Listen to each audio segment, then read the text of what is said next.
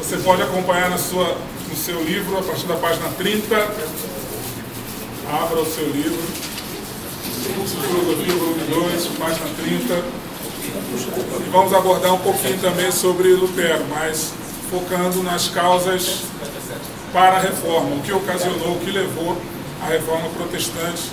Nossa irmã Natália vai nos abrilhantar com a sua participação agora,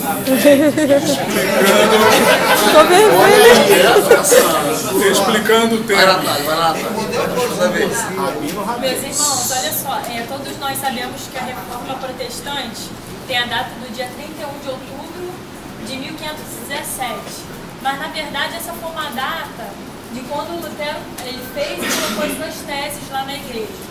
Mas a gente vai começar aqui em 1270, tá? Que ainda era a Idade Média, e os fracassos das cruzadas. Naquela época, os papas, a igreja, eles financiavam essas cruzadas. E eles diziam que se o papa estava nas cruzadas, Deus também estava. E num desses fracassos, o rei da França, ele ficou irritado com o papa, porque ele perdeu, e ele aprisionou o papa, né? E o papa, devido àquelas condições de estar ali na cadeia e tal, já com uma idade avançada, ele veio a falecer. Então esse rei da França, ele elegeu um novo papa. Mas a ordem do rei da França é que o papa, ele teria que morar dentro da França. Ele não poderia morar em outra região, não poderia morar em Roma. Para ele poder estar debaixo da vista dele e ele poder comandar tudo. Sendo que nessa eleição desse papa, esse papa ele se rebelou, não quis mais e foi morar em Roma. Aí então ele foi eleger um segundo papa, tá? Esse cativeiro de Avignon é um lugar na França. Essa data aqui de 1301 a 1385 foi o período desse cativeiro que era obrigatório os papas morarem na França. Então ele elegeu um segundo papa. E o rei, na verdade, o imperador, no caso da Alemanha, que na época não era Alemanha, tá? Era Império Romano-Germânico. Ele falou assim, eu não vou obedecer eu não vou obedecer o Papa da França, pô, já tem um Papa na França, um em Roma, eu vou eleger um Papa para mim. Aí ele foi e elegeu um terceiro Papa. Então tinha 3 papas simultaneamente. Aí nisso, a igreja, ela ficou numa situação chata, né? Começaram a criticar, começaram a perguntar e ela começou a ser desmoralizada. Então, os bispos se reuniram no Concílio de Constança, na Suíça, e eles elegeram um 4º Papa. E esse 4º Papa, ele ficou no poder e eles fizeram esses outros 3 papas renunciarem, abdicarem do cargo. Tá? Foi no Concílio de Constança. Sendo que nesse Concílio de Constança, que durou 4 anos, eles teriam que seguir algumas normas para que a igreja não viesse mais a ser criticada por determinadas coisas que ela fazia antes. Sendo que isso não aconteceu. O que já estava pior, piorou mais ainda. Tá? A igreja começou a entrar num processo de corrupção e imoralidade do clero, do alto e do baixo clero. E aqui, em 1418, começou a se vender cargos na igreja. Ou seja, as famílias ricas que tinham mais dinheiro conseguiam os cargos melhores na igreja para os seus familiares. Eles começaram a vender relíquias também. Dente de santo, pedacinho da cruz. Chegou até um santo ter 200 dentes pela Europa. E as indulgências, eles começaram a vender as indulgências, que eram perdão dos pecados. Sendo que aqui, em 1517, na construção, eles queriam construir uma basílica, São Pedro, né, Vinícius? Isso, Basílica de São Pedro. E então o Papa, o que ele fez? Ele colocou pessoas para venderem essas indulgências, mas de uma forma diferente. Ao invés dessas indulgências perdoar os pecados que as pessoas tinham cometido, essas indulgências começaram a também ser pagas anteriormente para um pecado posterior que você fosse cometer, até depois da morte. Se você morresse e um familiar fosse lá e comprasse a indulgência para ajudar na construção, o pecado de um parente morto já estaria perdoado. Aí aqui começa 1517 Lutero, ninguém está falando. Só para abolir aqui um pouquinho, a venda do cargo, relíquias e indulgência é porque a igreja entrou num declínio financeiro. Quando ela entra no declínio financeiro, devido a essas questões que é chamado de cativeiro babilônico, tá? Os 70 anos que os papas ficaram sob o domínio francês é chamado de cativeiro da igreja, o cativeiro babilônico da igreja. E aí nesse período a igreja então entra em declínio. Esses cargos que ela falou de venda era que os nobres, quando a esposa estava grávida e nascia um homem, ele ia lá e comprava já o cargo de bispo, tá? Ou de arcebispo, de acordo com o interesse dele. Então a criança ia já para o colégio, para o mosteiro, e já era ordenada padre, e já no ano seguinte já era ordenada bispo, ou então já era arcebispo. Foi essa questão da venda de indulgência, por quê? Para melhorar a receita financeira da igreja, que não muda muito hoje, né? Nós estamos cheios de vendedores de indulgência ou venda de coisas na televisão, né? Estão vendendo tudo na televisão, né? Vamos lá.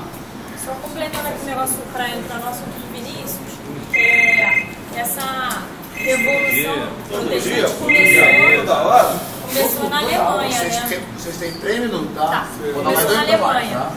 E quem se rebelou mais foram os camponeses, porque a igreja pregava dizendo que o Papa, a igreja pregava dizendo que as pessoas, quanto mais sofressem na terra, mais seriam felizes no céu. E eles começaram a questionar por que o Papa não era pobre. Só para a gente se localizar com relação a isso, é um contexto social que assusta, porque a gente percebe que as pessoas já eram pobres, havia um sistema que não favorecia aos camponeses, e eles eram ensinados a quanto mais pobre fosse, melhor. E aí começaram a questionar. Então houve, como a gente comentou antes com a Natália, e o livro fala disso, houve um interesse religioso maior na reforma, mas na verdade ela veio para atender necessidades sociais, econômicas,